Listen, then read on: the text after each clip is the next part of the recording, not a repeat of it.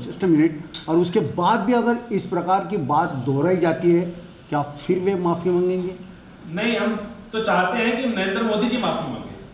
पहले तो मोदी जी माफ़ी मांगे, देश के प्रधानमंत्री हैं वो, और साथ के साथ इस तरीके के मंत्री को ये एग्जाम्पल सेट होगा। अगर आज अमित शाह जी को कैबिनेट से बर्खास्त कर दिया जाता है तो मुझे उम्मीद है कि आने वाले समय में जो बीजेपी के और नेता हैं और कैबिनेट के लोग हैं उनके अंदर भी एक पैदा होगा कि कहीं ना कहीं एक ठोस निर्णय लिया गया।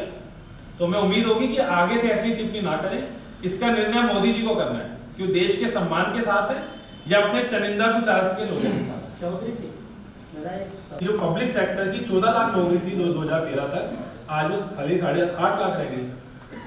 तो जब आक्रमण होना शुरू होगा, 2014 के बाद आक्रमण होना शुरू हुआ SC ST OBC के छात्रों के साथ, छात्राओं के साथ, ट्राइबल लोगों के साथ, जब उन पर आक्रमण शुरू हुआ, जब देश को जो संविधान था उसको तोड़ने का प्रयास करा गया, तो तभी हमने बात करनी शुरू करी।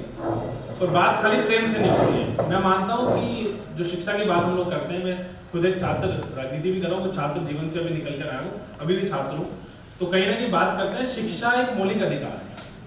जो रिजर्वेशन दिया गया वो अच्छी शिक्षा की, कुछ ट्राइबल, कुछ SC ST OBC लोग हैं जो कॉलेज में जा नहीं पा रहे थे। अब हो सकता है कि गढ़चिरौली में इंटरनेट कम चलता हो लेकिन नागपुर में इंटरनेट ज्यादा चलता हो, तो यहाँ के पढ़ने की बच्चे की जो सुविधाएं वो ज्यादा होंगी, लेकिन गढ़चिरौली के अंदर या और जो ट्राइबल एरिया होगा वहाँ सुविधाएं कम होंगी। सबको बराबरी का हक मिले, और खासतौर पर SC ST OBC के जो लोग थे, आप लोगों को मुझसे ज्यादा पता होगा आज भी देश में कितने government of cabinet secretary SC ST OBC लग गए।